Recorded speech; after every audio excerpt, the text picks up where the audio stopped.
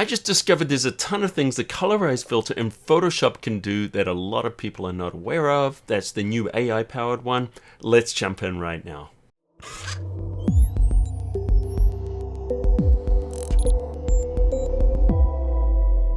Hey Cafe crew, Colin Smith here from photoshopcafe.com. The last couple of tutorials I dropped with the AI powered Colorize filter, you guys really loved it.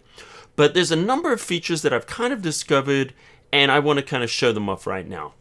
I'm going to use this image to really show you a lot of different things, but first of all, last week I did a tutorial on this where I colorized it, so I'm not going to spend a lot of time showing you how I did that because check out last week's tutorial show. But what I do want to show you is when we go into the neural filters, one of the things people were asking is, well, what about the background? What if you wanted a different color background?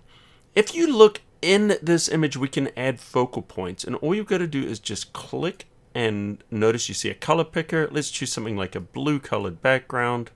I'm going to choose that blue color, click OK, and boom, see how it changes the background.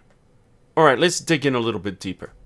We're going to choose this photo here. What I'm going to do is I'm going to right click and we're going to convert this to a smart object. By converting it to a smart object, it's going to give us a lot of flexibility. So what I'm trying to do here is just kind of show off some of the features. I'm not trying to sell you on how good or how bad this filter is. I just want to show you some flexibility and some things you can do. So we're going to choose filter and we're going to choose the neural filters. The neural filter dialog is going to pop open and we're going to choose Colorize. All right, here we go. Now it's going to do something. It's automatically going to try to colorize the photo we're working on. All right, let's look at some of the things we can do. If you don't want it to do that, you can choose to retain original image colors. So if we turn that on, it goes back to the original colors. Why would you want to do that? Well, the reason we want to do that is because now I can go in and I can change things myself. So say we want to change the red color.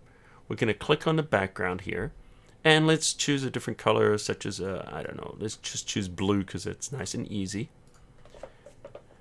And you're going to see it's going to change it to blue immediately. Now, we're going to see a couple of things are going to change that you're not necessarily expecting, such as the color of the eyes are actually trying to turn blue now, as well as her shirt. Now, what we can do is we can add more than one of these focal points. And by the way, see how that focal point kind of shows a little bit more on the left than the right? If we click, we can add another one on the other side, and that gives us a nice even balance across too. Whenever we've selected it, notice this color is going to keep using the same color. All right, let's go down. Now, I wish there was a way to do it on the screen here, but there isn't. We have to go in the little window here, but I'm going to click on the red of her shirt. Notice that also changes it to blue, but of course we can choose that color point and you can change it. Now, this is not going to be perfect. I'm just trying to show you kind of how it works. So we're going there and you can see, oh, okay, now it's converting that to a red.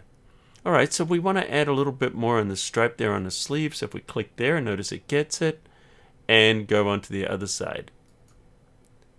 And if it misses it a little bit, you can drag these to reposition them. So notice it's kind of spreading out a little bit. You can also reduce the size. And so let's select the one on the other sleeve there, and let's drop that size down a little bit. So it's not starting to bleed into the arm so much, although it is affecting the arm as well. So let's drag that to a different position. There we go, and drop the size down.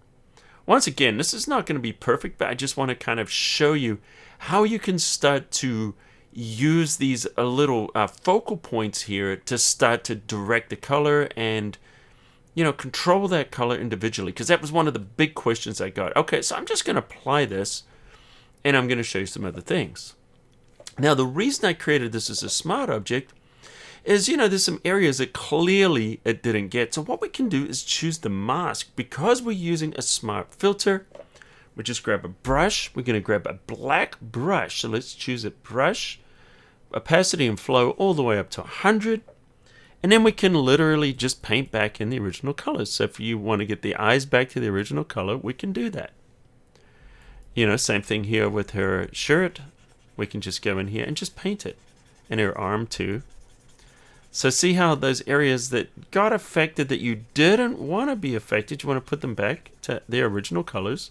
We can easily do that by painting with these layer masks. Now clearly I've gone little too far, and we'll fix that in just a second. So I'm just painting over here. Now, of course, we could do some selection to help us. So we'll grab our selection tool here, and we're going to choose Select Subject. So this Select Subject is going to select it here, and now we can just grab our brush and just paint it back to how it was. And we don't have to be so perfect with our selections now.